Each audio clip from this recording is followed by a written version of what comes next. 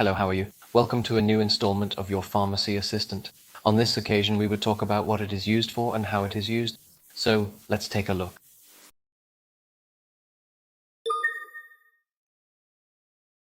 Hi everyone.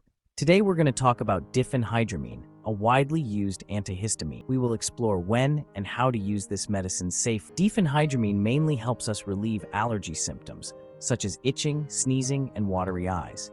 It can also be helpful for insomnia and to prevent motion sickness when traveling. So if you've had a strong allergic reaction or have trouble sleeping, this medicine might be what you need. And how does it work? Diphenhydramine blocks histamine, a substance that our body produces that causes allergy symptoms. By blocking it, it helps reduce inflammation and discomfort in the affected areas. Now let's talk about the dosage. For adults, the initial dose is usually 25 to 50 milligrams every 4 to 6 hours.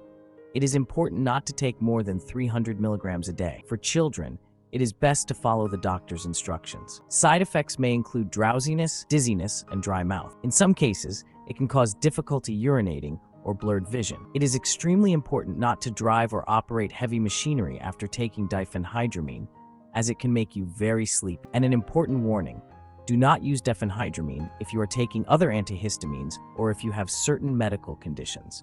Always consult your doctor before starting any treatment. In short, diphenhydramine is a useful tool for treating various allergy symptoms and insomnia. Take the correct dose and talk to your doctor if you have any questions. Thanks for watching this video.